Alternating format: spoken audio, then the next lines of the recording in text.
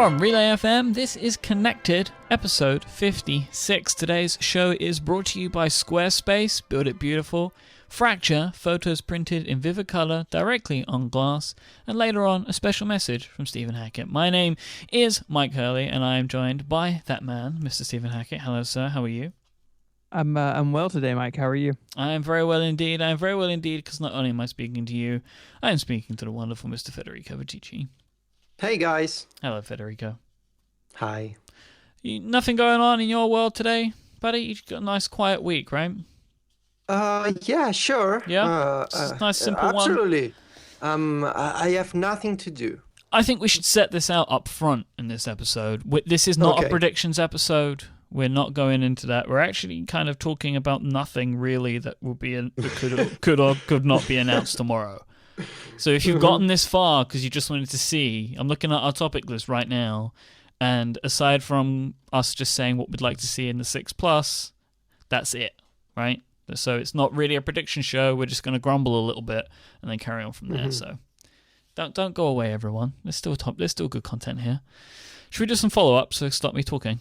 Speaking of good content, it's long been known that the three of us have the power to curse a company, especially if they're in the photo management business.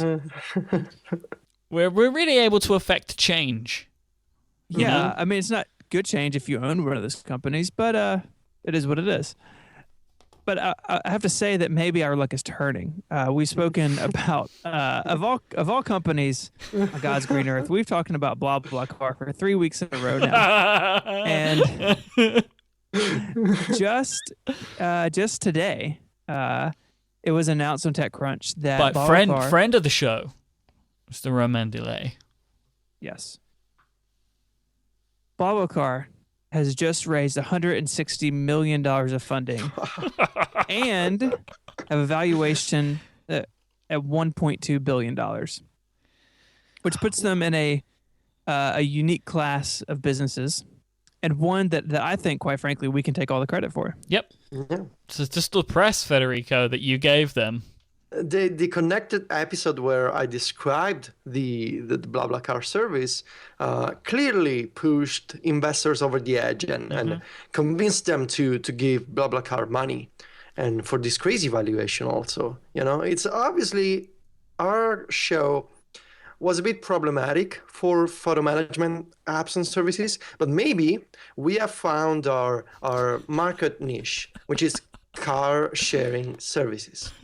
So if we keep talking about them, we will keep the economy flowing, keep all the money going. And I think we have found our voice, and our future is to cover car sharing companies.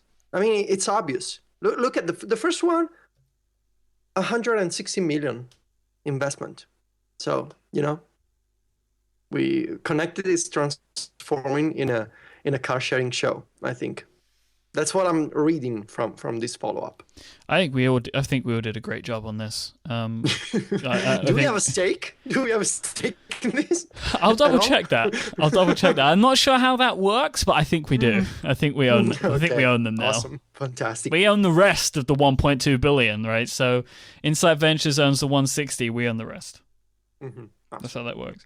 So I told a complete lie. I'm going to talk about something that might happen tomorrow now. Simply because I'm not going to be on any of the episodes that talk about the event that happens tomorrow. So I could potentially miss, and I just want to remind everyone of my prediction a couple of weeks ago about the iPad being at the iPhone event, and everyone thought I was crazy. And now there's lots of reports that it will be. So I just wanted to throw Mike was right in there.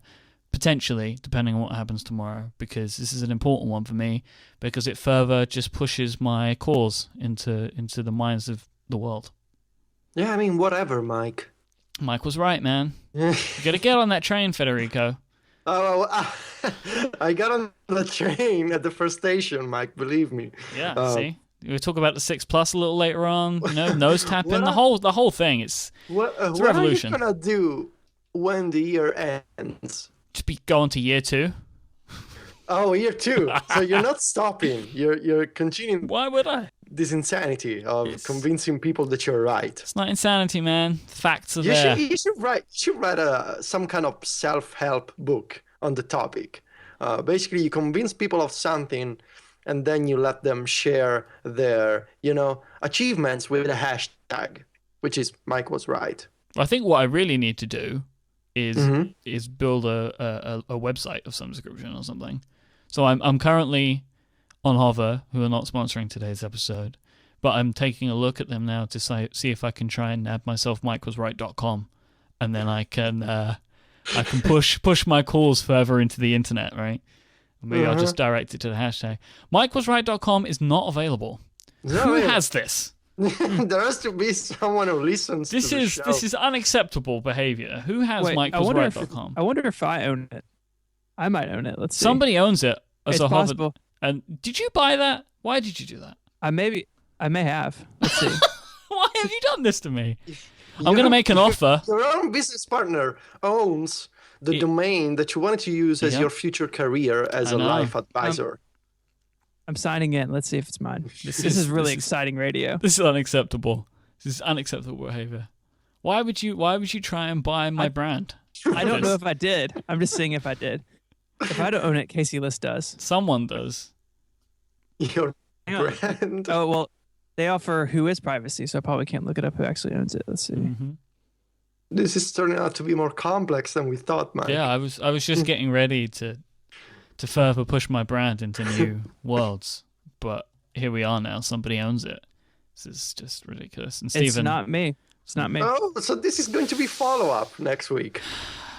Why are people doing this to me? Federico, you need to fix this for me.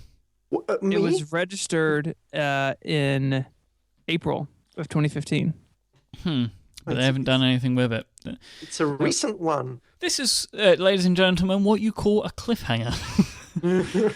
I want to move on now because I'm sad. Topic 0.5. Yesterday evening I was on Twitter and I saw Benjamin Brooks tweet that his iPhone on iOS 9 has not been backing up to iCloud. So I wanted to just make this as a PSA to all listeners. Mine isn't, and everybody else that I've spoken to is not. So if you are on the iOS 9 beta or the public beta, the developer public beta, there is a strong chance that your phone is currently not backing up, which is a problem. So you should check that out and back up to like your computer or something. I did see something quite beautiful today, though. I don't know if you guys saw this. When I plugged my phone in to my computer to back it up, I was greeted with a message for when my phone was last backed up to iCloud. Because iTunes tells you like when was it last backed up to iCloud. Mm-hmm. It told me it was backed up on the 2nd of August 1910. That's it's impressive. I've had my iPhone for about 100 years now, and I'm happy to say that I love it.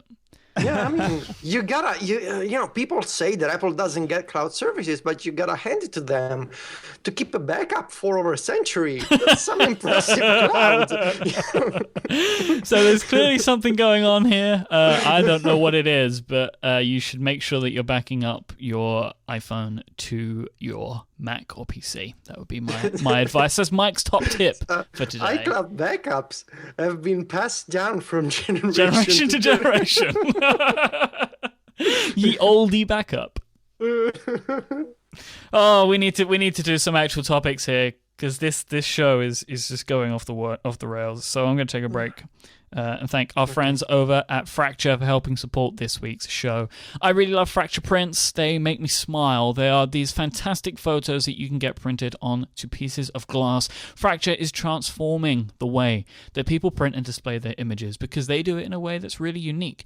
When you want to take a photo that you love, you want to take it from, unbury it. You want to surface it again from the streams that you have in your life, from your photo stream, from your Instagram feed, from a folder that lives on your Dropbox account. You want to take that picture and you want to display it to the world. There's a couple of ways you could do it, of course. You could just print it out onto an A4 piece of paper, which would be horrible. You could maybe get a photo print and put it in a frame, but then you've got all the frame there, and you've got to get the frame, put it in, and hang it up, and all that stuff. Or you could do what you should be doing, which is getting a Fracture print, because you upload the photos that you like to fractureme.com and you can lay them out as you want, and they have a bunch of different sizes, square and rectangle sizes. The rectangles go up to 21 inch by 28 inch, which is awesome. You choose the photo, and then it goes off to Gainesville, Florida, where the Fracture team will assemble everything for you. They will take that photo that you love and they will print it directly onto a piece of glass. It looks beautiful. It's edge to edge, which I really love. There's no frame around it. There's no air gaps in the middle of it, right? It just looks beautiful. I love the Fracture prints that I have. I've bought them as gifts for people. I bought Steven the Relay logo, and I know that he has a bunch in his house. I have a bunch here. They've been shipped to me from Florida all the way to the UK, beautifully packaged, not a mark on any of them. They include screws or mounts in the box depending on what you want, so you can just hang it up or just display it really beautifully. They think about everything. I'm a big fan of the stuff that they do. I think that Fracture prints are really, really great, and they are a unique way to display photos that you love or buy gifts for somebody else. And with prices starting at just $15, they're not going to break the bank. You can help support this show and get yourself 15% off your first order by using the coupon code CONNECTED. Just go to fractureme.com to get started. Thank you so much to Fracture for supporting Relay FM. So, Steven, would you like to tell us about the iPhone 6s Plus? Yes. I wrote this thing, and to remind listeners, Mike, you and I are both on the 6 Plus. I switched to it from the 6 because you told me to. Federico, are you using the Plus still? Yeah. Okay. Yeah. So all three of us are in the Plus Club. the Plus Club, if you will.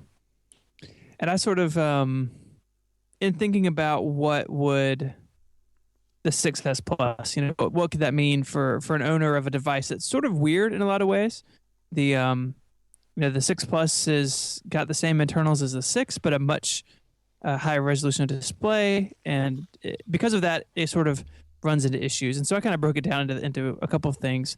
I think the first thing, and I think the most important thing for the 6 Plus, as well as the 6, but definitely the Plus, is to have some more RAM in that thing. We've talked about in the past, you can get your 6 Plus in a state where it's stuttery, where I have had like audio tearing and video tearing. Like very clearly, it struggles to catch up sometimes, and that seems better on iOS 9 in the beta than it did in iOS 8. But I think looking at the iPad Air 2, which I also own, actually all three of us do now, such a better experience having more RAM on board for the system to use. And so I hope that comes to the 6S Plus. And I think that's pretty universally wanted by anybody who kind of knows how these things work. Would you guys agree? I mean, even on the iOS 9 beta, it hasn't been good for me on the 6 Plus, Yeah, I get those. I still get like, you feel like you can overload it really easily. Yeah, at times, absolutely. right? Like I'm listening to a podcast and I'm going to check something on the web, and then I go into multitasking and boom, it dies. And before that, you feel it. It's like you feel it start to slow down, right? It stops registering things, and then bang, it goes. And it's clearly because it just can't deal with the load that you're putting on it, which is something like I never have that problem on the iPad Air. Yeah. No. And it's doing way more in some instances, like running multiple apps at once, and then I'm playing audio and watching a video and picture, right? So it can deal with that, but there's just something about the combination of, I assume it's like the pixels that it's trying to draw, right? The amount where it's trying to, because it's some crazy resolution, right? And then they scale it. Am I remembering that correctly? Yeah, no, Yep. That's correct. So in doing all of that on top of the standard operations of the phone, I think that's where it starts to die, where the other devices don't have that problem because it's trying to do way more with less power. So I would love to see that. That would make me very happy. Yeah, I mean, they're at least give it 2 gigabytes of RAM. And hopefully, with double the amount of memory, should be able to have the same performance of the iPad Air 2, even if actually the iPad Air 2 is capable of showing 2 apps at once. But still, I agree with Steven and Mike. More RAM is absolutely needed on the next 6S Plus, if that's going to be the name. I think that more RAM is just needed across the board in the products. Always needed. Like, just add it every time. Send a man to my house, and he just puts it in the phone every week. Like, you just plug it in there, like those, what that Project Ara phone, you know? Just give me a little RAM chip, slot it in, put the case back on, no problem. Whenever you buy a new device and you plan on keeping that device for a few years or months, there's never going to be a moment when you say, "Oh man, I wish I bought this device with less RAM." You're always, you're always going to want more memory available. So, Apple should. We've seen with the 6 Plus all these problems. We're not an isolated case. So the rumors are saying there's going to be double the RAM. So hopefully we're going to be happy tomorrow, Mike. I feel like it's got to be a given at this point, right? Like you just do that. It's just the thing that you do. But we'll have to wait and see. Yeah. I think something else I would like at least is a louder speaker out of the 6 Plus. I don't know if it's something about all of a sudden working from home a lot more or having gone back to the full-size iPad, but I use my phone a lot to listen to podcasts just like walking around the house with the thing jammed in my pocket or out on the desk if I'm working. Or when I'm in the bathtub? Yeah, or when you're in the tub. And I, for one, would like more volume out of the thing. And they own Beats, right? I mean, how many Android phones have we seen with like Beats Audio strapped to the back of it? So I think it'd be nice for them to do something. Yeah, I would like that. I would like that a lot. Yeah, and this is the thing. You don't have to throw a Beats Audio logo on there, right? Or you could just brand it, but just tell me you're doing something. I would like that a lot. And that and my next one of the flush camera lens, objectively probably more likely in a full revision. The camera lens being flush drives me crazy since I don't use a case most of the time. But in thinking about how they normally do these things, that would be a really big change for an S revision. And so I think at some point, if they do manage to get the camera thin enough again to go back in the body, that it won't be this week. But I can hope. I know that it doesn't look. I mean, it looks ugly, like the camera bump. But has it been a problem, like practical usage for you guys?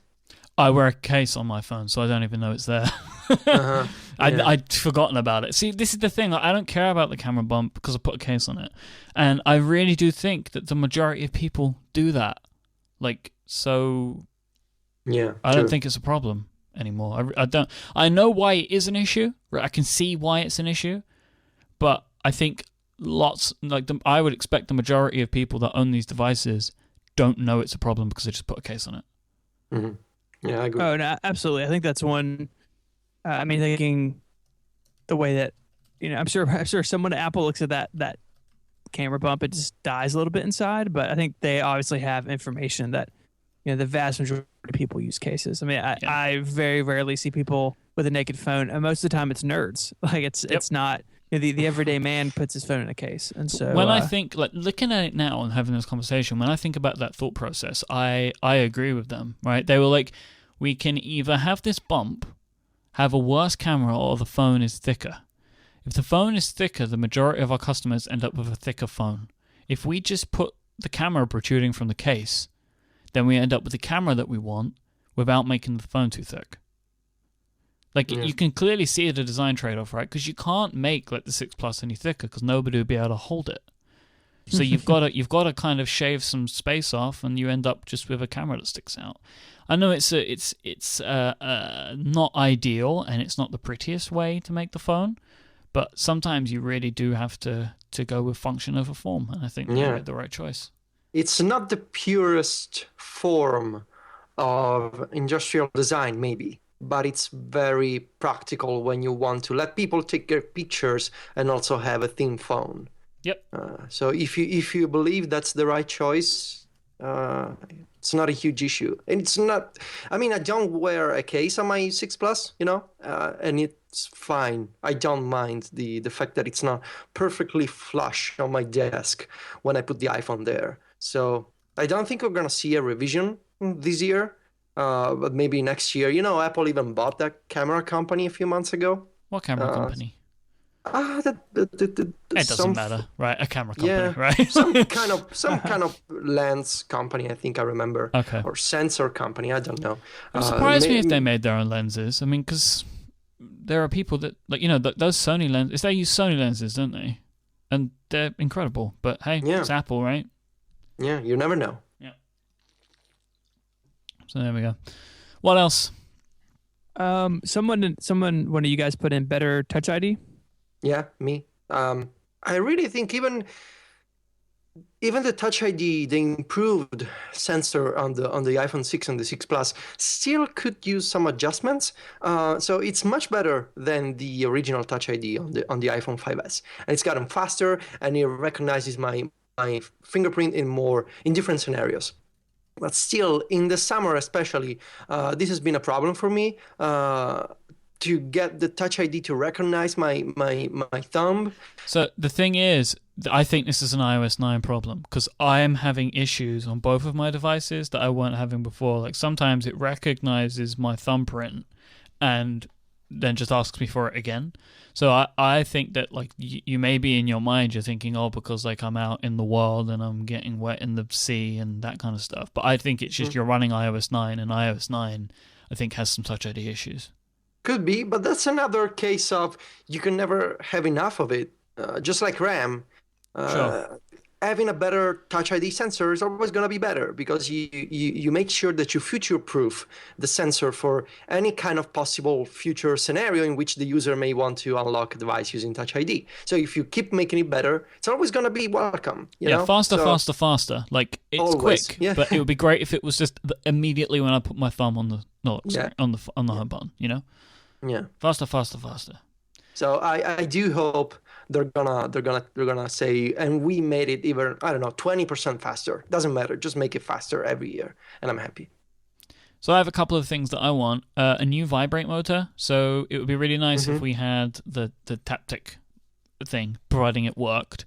I'm not sure if you'd necessarily feel the taps if it was in your pocket. I don't know if it's strong enough. But I just want a vibrate motor that isn't audible. If you think the 6 is loud, the 6 Plus, it's basically louder than the phone ringing. It's ridiculous. I don't know what they put in this thing, but it is incredibly loud. Like, I don't have any notifications on my phone anymore. Like, it's constantly on Do Not Disturb. And I put it that way before I even got the watch because the vibrate motor is so loud, it was kind of pointless. So I would love to see them refine that a little bit. And I would also like some software changes in iOS to complement the 6S Plus. I think the landscape keyboard needs to be scrapped and started again. It was a good idea, but the implementation is terrible. It's a disaster. Yeah. It should be a split keyboard, in my opinion, or you should have the option to do that. I was talking to Gray about this a couple of days ago because he uses his 6 Plus in landscape quite a lot, and he believes, which makes a lot of sense, take those buttons that are on the edges, put those in the middle, and then have the keyboard split out a little bit more. Because if anyone even with monster hands like I have, it is really difficult to hit those middle keys when you're holding the device naturally. So I think that would be great. I would also like to see folders like on the 6 Plus, like they are on the iPad, more apps in a folder, better previews of what's in there. I would really like to see just Apple take more advantage of the screen size in general on the 6S Plus, because developers have done a pretty decent job of it overall, I think. But Apple, I think, are still lacking in some parts where they started off with good intentions, but I feel like they could still follow us through.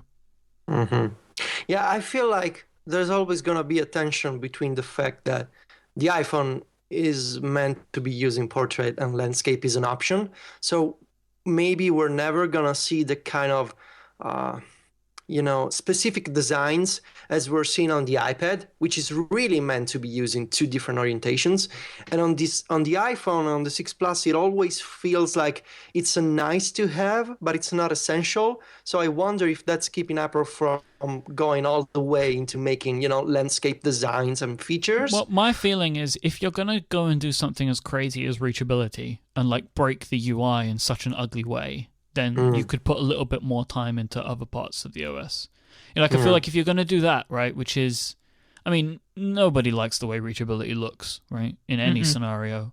I think it would be nice for them to kind of follow that thinking through and do things that are better for the usability rather than just the look. That's my feeling on that. Agreed. Yeah, I agree. You're right, Mike. Mike was right. Even well, we even know in this. discussion. We know this. We don't even need to say it. Let's talk about this Apple gaming Twitter account quickly. So okay. I don't know what they're doing. Let's have Steven talk about this Twitter account because he seems ecstatic about this addition to his timeline. Steven, can you tell us about this account? Oh, it's not an addition to my timeline anymore. Don't worry. Already? So when was this? This was late last week. A at App Store Games account emerged from the Ether. The ashes emerged from somewhere. The ashes. The ashes of what exactly? What's left of Twitter?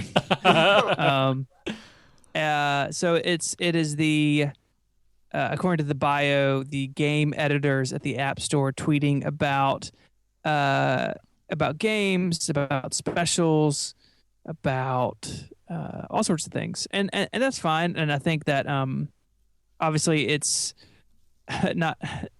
It's funny that it's the week before the event. I guess I wanted to go ahead and get this out there, but clearly Apple is taking the gaming thing more seriously than ever, and Apple is not one to do much on social media officially. I mean, there's iTunes accounts, the iBook Store is an account. Now this, Apple itself as a corporation does not have a Twitter account, where a lot of other companies do.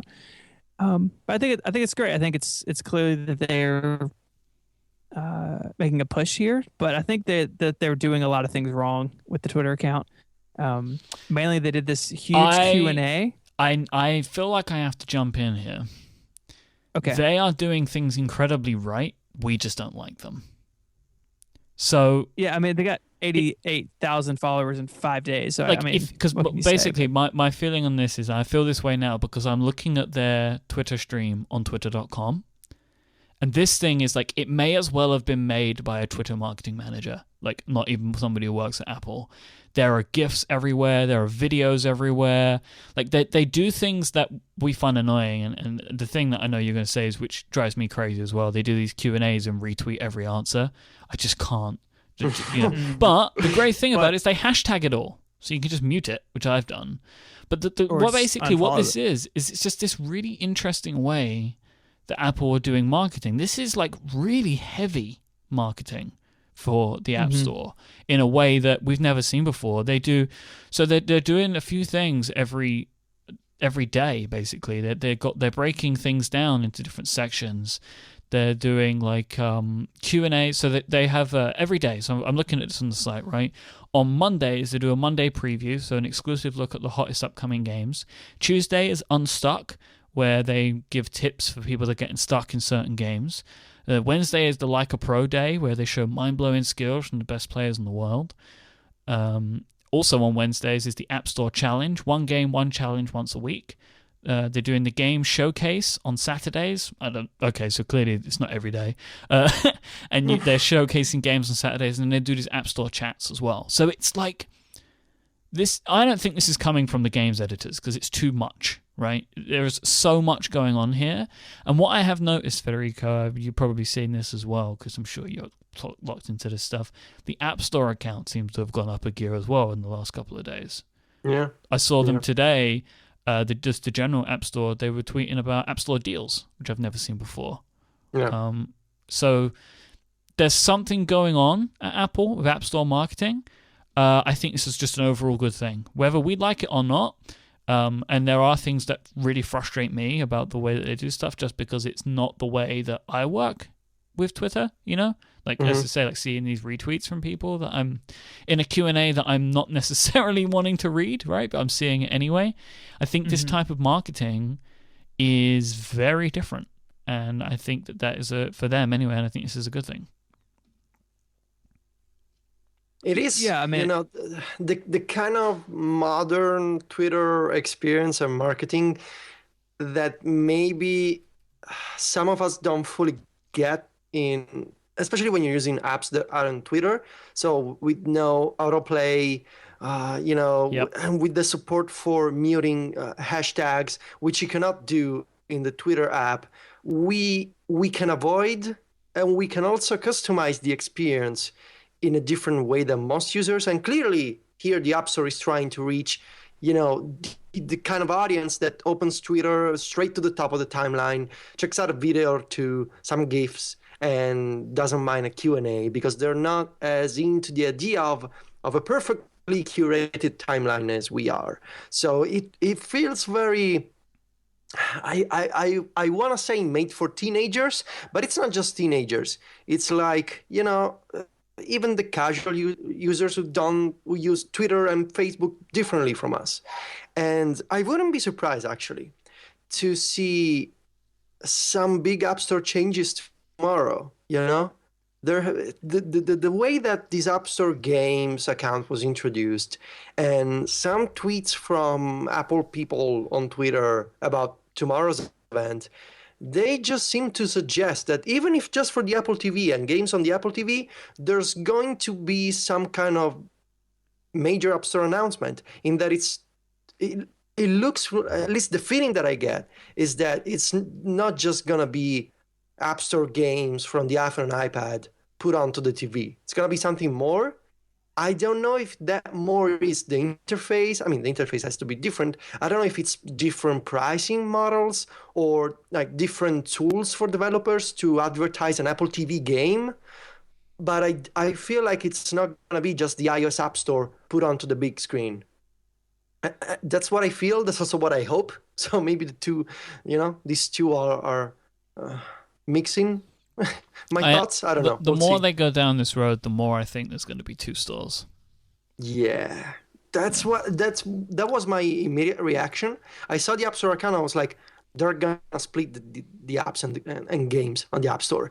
Now there's pros and cons. I don't necessarily think they're going to do that tomorrow. Yeah, right. Me neither. But I just can see now. I think they are going to do it. I wouldn't be surprised if on the Apple TV home screen there's different icons to open the App Store for games and apps. Even if it's just the same App Store, but two icons to go to different parts of the App Store.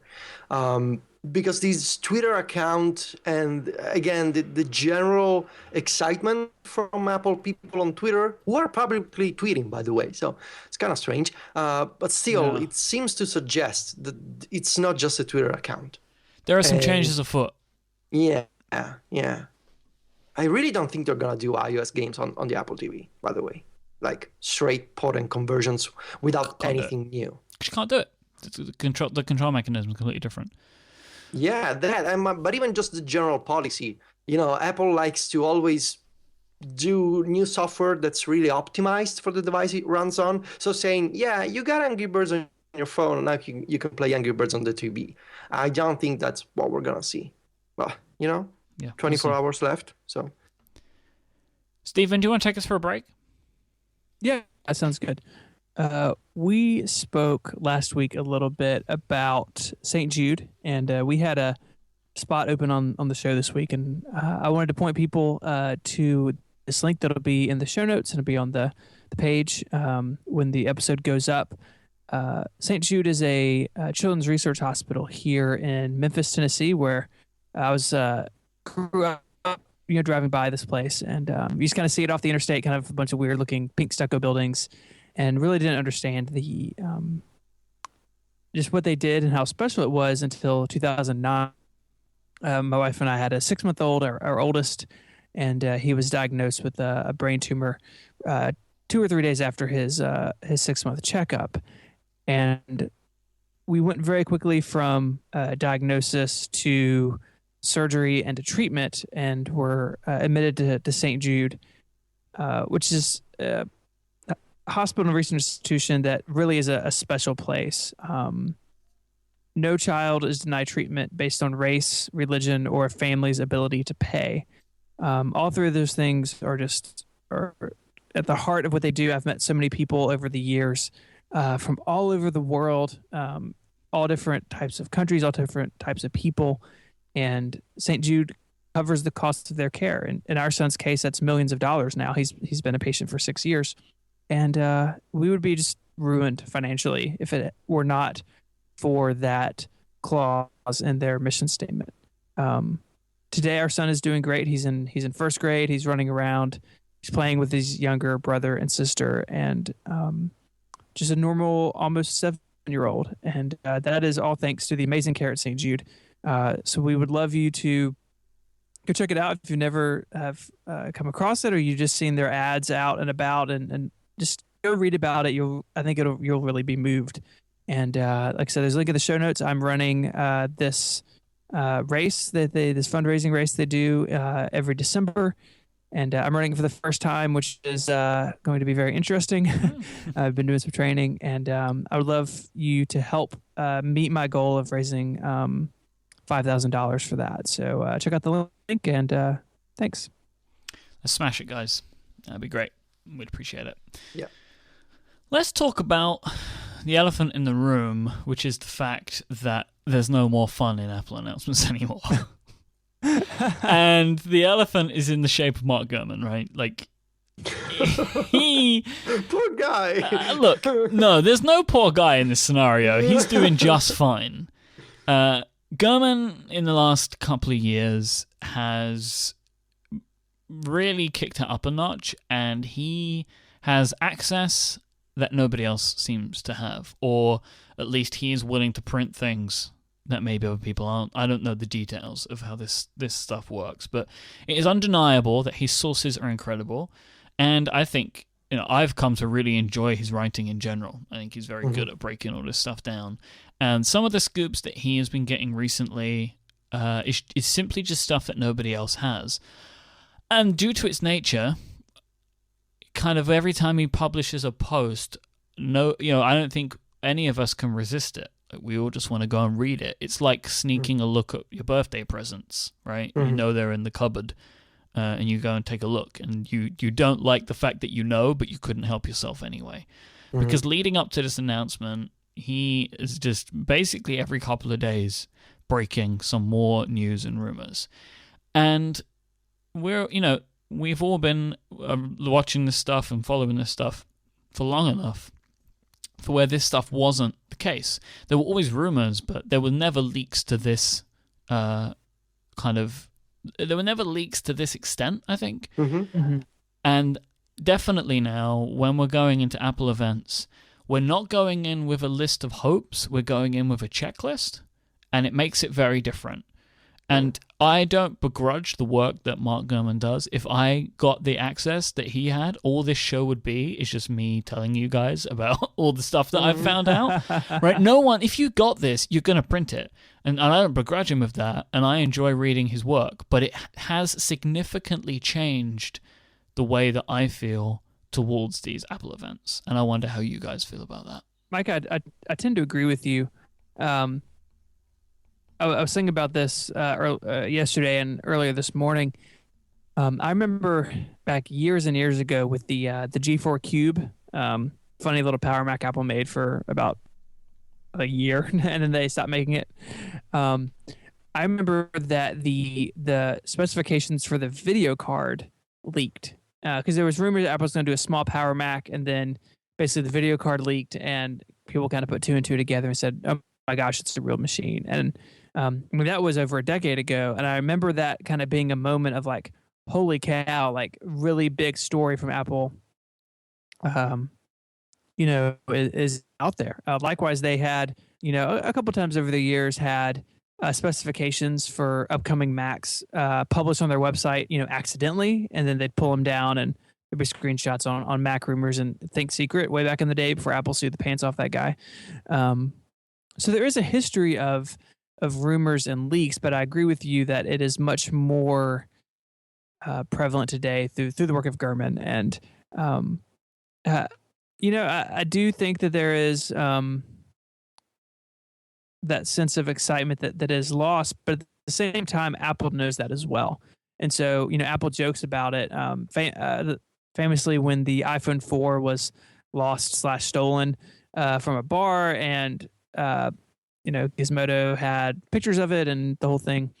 Steve Jobs gets on stage and said, "Hey, you think you've seen this before, but you haven't really seen this before." And then goes on to explain, run a display and whatnot. So Apple lives in a world where they know this is true, and I think it's up to them now of maybe instead of having an event that's exciting in the way that the news is sort of ruined a little bit, I think they have to create an event where the excitement is now in the details of how they do it. And, yes, we know that these new phones apparently have Force Touch or something like Force Touch. So if that's blown, then Apple has to tell the story of why that's important and why that's exciting. The thing itself is not enough anymore. And I think long term, that's actually an interesting problem for Apple to solve, even if it means that, going into tomorrow is not as exciting. And I would just add real quick that if you're a journalist and you cover this stuff, I know a lot of people who have articles kind of pre-written and they can just drop in the details and publish very quickly. So from the journalist perspective, it's kind of nice to have some idea of what you're going to be writing about tomorrow. But that's a real weird side effect. Yeah. And it's been especially impressive to see Gurman go over the past few years from finding out information about features and future devices by looking into the iOS betas and the SDK to having a full-on access to sources at Apple who clearly know what's happening, not just in terms of features or screen resolutions, but entire feature sets of new devices and the accessories and the price points and the release dates. This clearly is someone with deep access to whatever Apple is working on. And if you've been reading Gurman's work since basically when he began in 2010, I believe his first leak was about a domain that Apple had registered for the upcoming iPad. If you've been reading Gurman, as I did for the past 5 years, it's been super impressive to see this guy going from mildly interesting scoops to full-on reports and exposés on what Apple is doing internally and with products, with PR, all kinds of aspects. So his work is impressive. And for this event, I agree with Steven. The fun is not in the what anymore, is in the how Apple presents a new product. And I mean, I wouldn't be surprised if Gurman starts leaking the actual marketing taglines at some point or website screenshots before Apple updates apple.com. I mean, what is left for Gurman to leak at this point? Every new product. Look at the MacBook, right? Like, that's probably his crowning achievement. Months ahead. And he had every detail. So I don't know where his sources are, but it appears that there are a couple of different places. I feel like there's people in the background, like in the iOS team, and then there's got to be somebody in the marketing team. Because sometimes he knows the entire picture, which from my very basic understanding of how Apple works, not a lot of employees get that idea, like get the idea of the entire picture, right? If something's secret, they know what they're working on, but not the other part. But the people that will know the entire picture are the marketing teams, because they're going to have to sell the device, right? So there's got to be somebody in that part of the business that is feeding a lot of this stuff to him. And, I always find it interesting as to why are they doing it? Why do these people do it? I don't know why they do it. It's certainly interesting, but it does significantly change the way that we approach these things. And I completely agree with you, Stephen. Now, like, Apple have to surprise in the details, because it's difficult to explain the implementation of something. And, we're always talking about this, right? And, I think one of the big reasons that everybody was saying about the Apple Watch, like, where's the story, is because the reveal isn't as exciting anymore, right? Because we knew it was coming, and we knew a lot about the device, right? And I wonder what it would have been like if we would have known that much about the iPhone. Or that I wonder how amazing that announcement would have been. That announcement was so amazing because all we knew was there'll be one.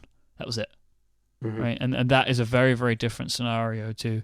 And these are some of the features that it has. Here is a mock-up of the UI based on descriptions that I have. So it makes 2015 a very different world. But I do wonder on the other side of it, who are Apple doing these events for? Are they for us or are they for the general media? Because if for the general media and the general populace, they don't know about any of this stuff. They don't read Mac rumors. They don't read 9to5Mac. So maybe Apple is still doing a lot of that job. But there may be, not the people that are actually watching the announcements themselves. Yeah, I wonder that, especially this time. The what's the name of the venue? It's the Oh, I don't know. some Bill Graham, Bill Bill Graham, something, Bill yeah, Graham. Yeah. the Bill maybe. Graham Center. It seats like 25 3,000 like 2,500 3,000 people. It's a huge venue, and I think they're bringing more Apple employees to these things. But I think too they're inviting a lot more media. I mean, think about the Watch event last year. It was all the standard people, and then it was also editors of fashion magazines and fashion websites, and they had people from the Watch community there. And so as Apple expands out into these other areas, they're inviting more different types of press. Not just the Jason Snells and the John Grubers of the world, but people who work for all sorts of different places. And so I think I do think to a degree they are aiming at the general media, who are mainstream media, more than they have in the past, but not at the exclusion of other sort of niche content people like we are. But yeah, that tomorrow will be interesting. It's a big facility, and if it's full, it's going to be a lot of human beings to get in and out of there for what is really, I mean. What is really a press conference, right? Like that's all these things are. They're fancy press conferences. They're a company announcing products that they sell. It's weird for us because we follow them so closely that it's sort of like a Super Bowl for us. But objectively, it is just a company announcing products for sale. So that sort of excitement that we have is always tapered in my mind, but like sort of just a strange thing in general to be excited about. But I don't know. We'll see. And I think with the leak stuff that at any point that could dry up. Either Apple could find the people doing it internally. I think there's always this thought of people who like, well, is Apple doing this intentionally? Apple does do that. And historically, they've done it with the Wall Street Journal, where they have leaked certain things, or WSJ has like weird access like the night before a story breaks or something. But that's not what this is. I don't think. I mean, No. you get that the way that Phil Schiller answered the question at the talk show. You get that impression that Apple really doesn't like this, and so they could either find the people who are leaking. They could, put if they have person that they think is doing it, they could leak them bad information if that bad information comes out. I mean, that sort of stuff does happen, and not just at Apple. That happens in all sorts of companies. It's just famous with Apple because Apple's the biggest tech company in the world. But I do think that at some point, this stuff could stop or could slow down. I think right now Gurman has a lot of people, which is like great. I mean, it's a heck of a way to start a career. But I do think that it. Just because it's this way now, I don't know if it will always be that way, or I think it may come and go, because people might just move on in the company or move to a different area or make get caught, and I don't. If I were in that position, I don't know what would make me do it. If because I would guarantee you it's fireable immediately. Oh yeah. But I do like you, Mike. I do wonder why people do it. But Can I just tell you guys how excited I am by the iPad Pro? Yeah, it looks like it's going to be quite a monster. I'm interested to see what they're going to do with this. We'll see tomorrow. I will see at a delayed time. Yeah, because you're getting out of a plane. Old school, baby. I'll be checking the blogs. And and so I'll be filling in for you on Upgrade tomorrow. We'll be doing Upgrade live. After you should tune into that. Stephen will be talking to Jason pretty much as soon as after the event as possible to get Jason's opinions on how the event went and also any stuff that he got hands on with. So that will be a lot of fun. You should tune into that tomorrow. Relay.fm/upgrade. It will be streaming live, so you should follow the _RelayFM Twitter account to see when that's going to happen, because I don't know if you guys have agreed to a time, but I expect it's going to just be whenever you can do it, right? Yeah, that's basically. Yep. Because we have no idea how long it's going to run. So yeah, I'll be tweeting when we get a rough idea, but it will probably be, mid to late afternoon to for U.S. listeners. So yep, but that's always a fun episode. So you want to tune in for that. Sad I'm going to miss it, but I've got a great person filling in for me. Right. Should we take our final break, and then Federico, I know you have a little topic that you want to discuss today. Yeah. This week's episode is also brought to you by Squarespace. You can start building your own website today at squarespace.com, and you want to use the offer code WORLD at checkout, and you'll get yourself 10% off. Squarespace, build it beautiful. With Squarespace, you don't have to know how to make websites. You don't have to know code. It doesn't matter what your skill level is. You can get yourself a professionally designed, great-looking website, because this is what Squarespace do. They have fantastic tools. They have drag-and-drop interfaces, beautiful templates that look great on every device, as they all feature responsive design, and everything is powered by Squarespace's state-of-the-art technology. They ensure security and stability. They're trusted by millions of people around the world, and it's easy to see why. They have great hosting, fast, rock-solid stuff. You know, if somebody links to you and they're popular, your site's not going to go down. Squarespace take care of all of that for you. If you want to sell stuff, they have their commerce platform. We sell stickers and buttons and t-shirts at Relay FM, and we use Squarespace for that because they give us everything we need. The same for our blog as well. It's a Squarespace site. Because why would we want to build our own systems for that? Because Squarespace do it all for us, and they do it great. They back it up with their 24/7 support. If you ever have any problems as a Squarespace customer, you can get in touch with them via live chat and email 24/7. They are there to help you. You know, I mentioned that they have all these great tools, these drag and drop tools, all the template editing stuff. But if you are someone who just wants all of the basics taken care of for you, but you then want to tweak some little bits and you know how to do that, you can use Squarespace's dev platform. It allows you to add even more functionality to your site, and you can take your Squarespace site further than ever before. Squarespace plans start at just $8 a month, and if you sign up for a year, you'll also grab yourself a free domain name as well, which is a great deal. So go to squarespace.com and sign up for a free trial. You don't need any credit card to do this, and you can go in there and try it all out for yourself and see if Squarespace is going to be right for you. And when you do decide to sign up, make sure that you use the offer code WORLD at checkout. You'll be getting yourself 10% off your first purchase and showing your support for this show. Thank you so much to Squarespace for helping us out at Relay FM. Squarespace, build it beautiful. So, guys, I wanted to talk about Slack and how we're using Slack at MacStories for what accounts to more than communications, primarily communications, but something a little different than usual.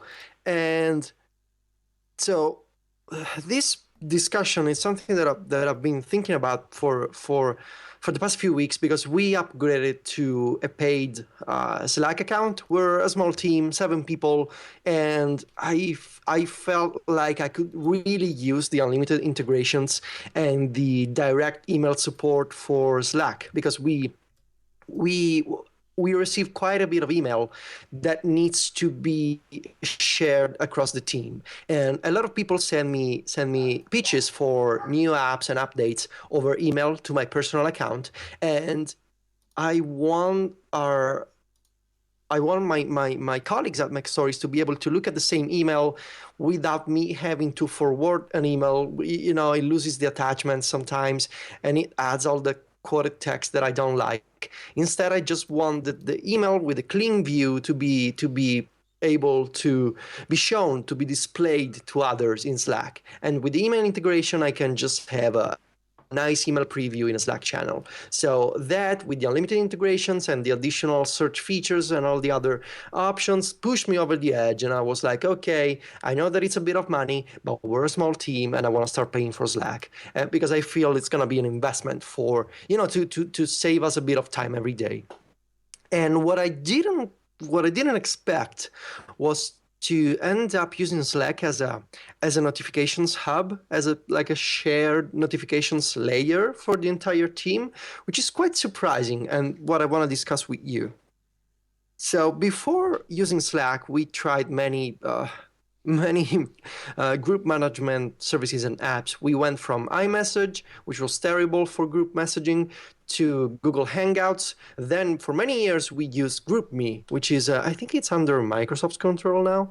And eventually we moved to Slack. And before Slack, whenever something happened, whether it was an email or a new Apple video on YouTube or a new Apple press release, some kind of major update, we would have to communicate that change to someone manually, to each other, all the time. So whether I saw a change, I had to go into our team chat and say, hey, this happened. And maybe I was asleep and nobody else was aware of that change. Maybe someone else follows a different website than me, or maybe someone uses a different RSS app than me. So what we see in terms of news and stuff we need to cover on the website is different from each other. With Slack, we're now doing, we have unlimited integrations, so we can play around and connect a bunch of services to Slack.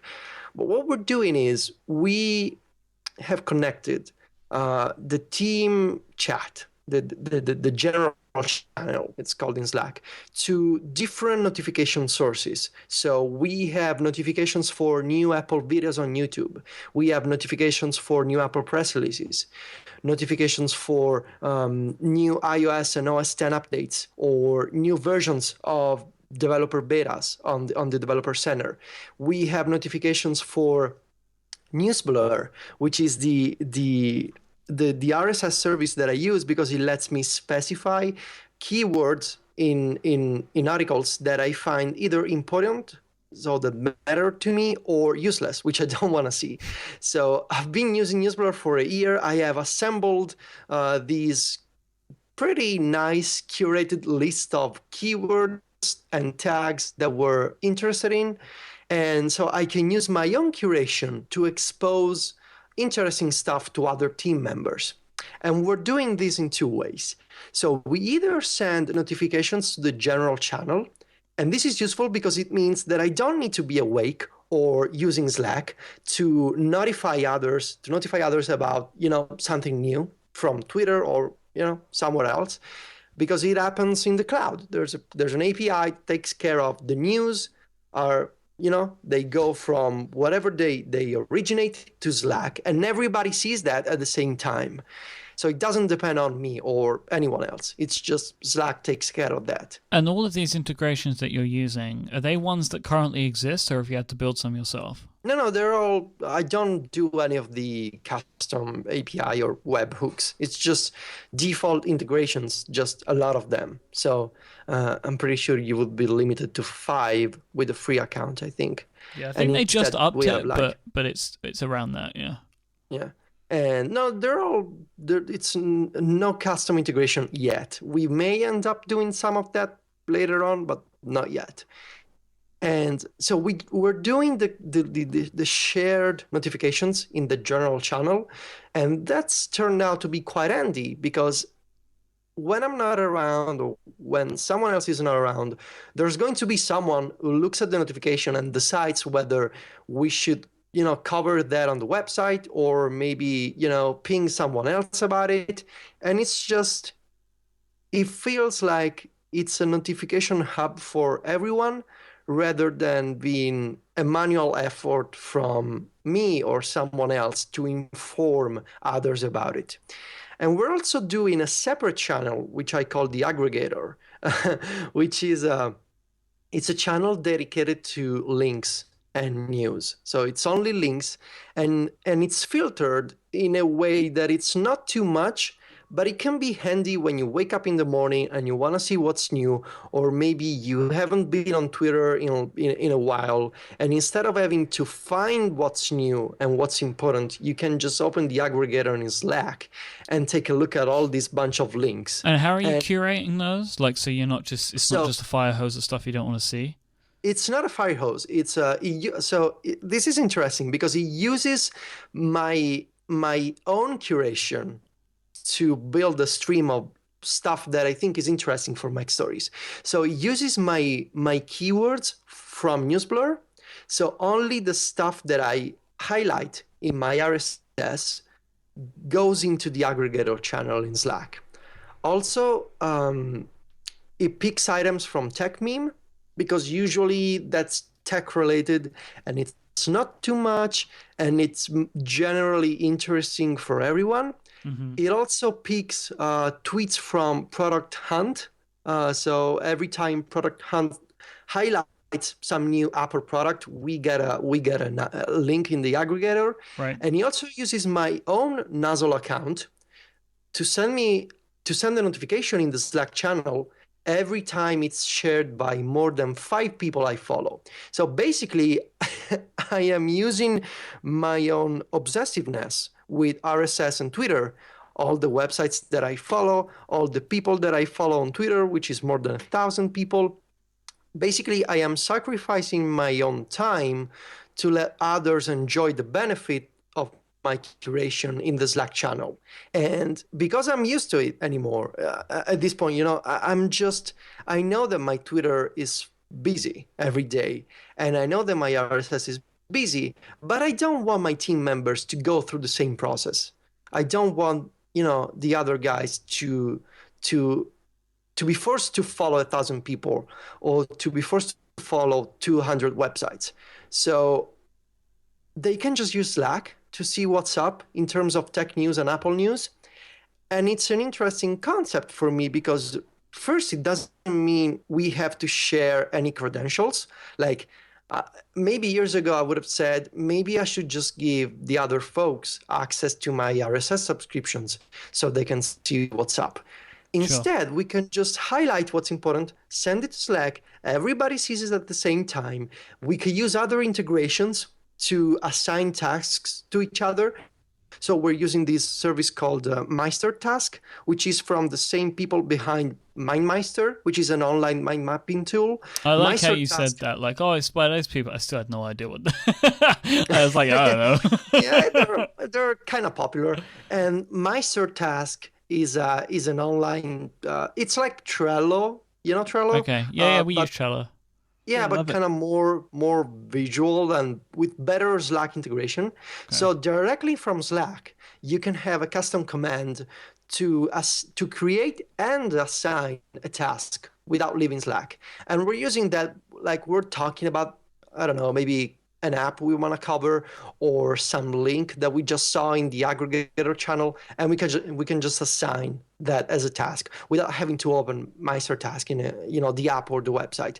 So we're using Slack as a Swiss Army knife. Yeah. And it's like this.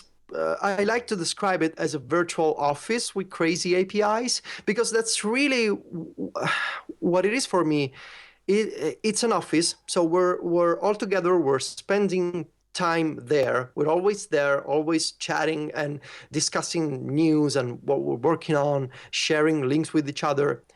And it's also got all these other integrations and APIs that it's unlike anything I've tried before. I mean, if you use iMessage, you don't even get previews for links. You just get a link you can tap. Slack, whether it's an article or a tweet, it gives you a rich, nice visual preview. So you save time, you see more context, and everybody gets that. So it's not an individual user feature. It's for everyone. And this has been true for notifications, for previews, for search. We can all access the same information at the same time. So in that regard, it's like an office. But with all these APIs, we can customize it and we can use it our way, which is, we're saving so much time. And even if it costs us, some $100 each year, we're a small team. We can cover that. And the time that we save thanks to Slack can be put into something else, which is work for the website. So, it pays for itself. And man, that was quite a description. I wasn't expecting this to go for so long. My feeling on this is I'm jealous. Because we can't do this with the Relay Slack. There's too many people in it. It's like we've got 30 people. We can't pay for that. It's insane. It would be insane. I think at that point, Slack would be the most expensive thing we pay for. I really wish we could pay less and get some of this stuff, but like it jumps too much for us. It was like $7 per user per month or something like that. Mm-hmm. Yeah, that's too much for us because all of these things would be nice to haves, right? Like we don't need, I don't feel need any of this stuff because we don't need to break. Like we're not working on a speed kind of basis, Like that, we don't need to like break news or anything. We have a few integrations. We have like the Twitter integration, which is great, and we have Giphy and stuff like that. Like, so they're simple things, but the way that you have this set up, this is exactly how I expect you would want to work, right? Like you and with Mac Stories, because this is information coming to you at all times from different sources is really like the perfect way for you, Federico Viticci. You know, like it seems like it completely gels with the way that you work. Yeah, absolutely. And especially to be able to control what I think it's relevant to the website and what it's not. And to be able to say, I'm going to use my own account for that, but everyone else can see the result. That's basically exactly it's meant for me, I feel like. And we're saving time. We're happy. We like sometimes we're surprised by the utility of a Slack notification. Like we're talking and suddenly a notification comes in. And we're like, oh, nice. We didn't have to do anything about that. Like when we send a new issue of Mac Stories Weekly, we have a MailChimp integration that at 4 p.m. it does everything on its own. It's like, hey, MailChimp just sent the campaign. And we're like, oh, nice. Yeah, that worked. Thanks, MailChimp. Yeah. Thank you, bot. And and the Slack bot I'm using as a scratch pad all the time. Like I need to save something. For me. So, I copy and paste a lot of stuff every day, whether it's some text, a link, a picture, or I make a note of something. And increasingly, the more I try to use clipboard managers or note-taking apps, I never end up with exactly the same set of information from one device to the other. There's always some kind of syncing issue or inconsistency, and I don't see the same stuff in two places. But because of the rich previews that you get in Slack, I find myself sharing bits of text, links, files, YouTube links that turn into previews, into the Slack bot, which is a personal private channel. It's like your personal assistant in Slack. And because it's in the cloud, it's always the same across any device. And I know that it's not as native or as local as an app maybe on your device. But when you don't need, a fancy integration with the system, you just want to say, hey, I want to save these 5 links and I want to have them instantly on my iPad, or I want to share this code snippet from my Mac to my iPad and I don't want to use AirDrop because it never works, or I don't want to use one of those Wi-Fi or Bluetooth clipboard managers because also they never work. I just paste it into Slackbot and it's right there on my iPhone and I can copy it. And I don't know, it's probably not an intended use case for Slackbot, but I know a lot of people who do this, and I have to say it's also working well for me. So it's a crude implementation of a cloud clipboard manager, but it works kind of well. So, yeah. Oh, look at that. Cool, man. I'm pleased that you like it. Yeah. I'm surprised that it does the amount that it does, right? Because I don't really think of Slack in that way, Like for me, it's just like a little chat room that does some cool stuff, but I can see how it does the incredible things that it does, and I wonder what its future's like. Like what kind of crazy stuff could happen. So yeah, we'll see. But that's cool. I'm pleased that you shared that story. I'm looking forward to the myriad of questions and feedback we're going to have about that, as you have to list every integration 4 times so everyone catches them. But you can catch some show notes. We haven't got a lot of show notes this week, but if you do want to find them, you can head on over to relay.fm/connected/56. Thanks again to our sponsors this week, the great people over at Fracture and Squarespace. And don't forget, there'll be a link in our sponsor section to donate some money to Stephen's charity Run for St. Jude, which you should definitely get involved in.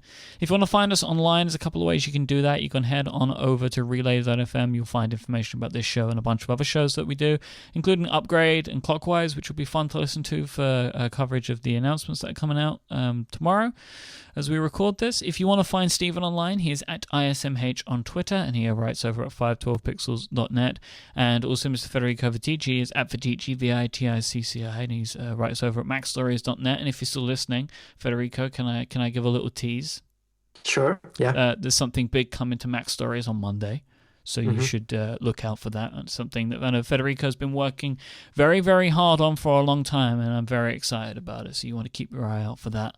Thank you. It's a little secret tease for the people that go listen all the way to the end. We'll be back next time. I won't be. I'm going to be on holiday, but I'll be back the week after. And I'm looking forward, Federico, to talking about the process of your review in a couple of weeks. That'll be a lot of fun. Man. But until then, thanks so much for listening. And we'll be back. Bye-bye. Arrivederci. Adios.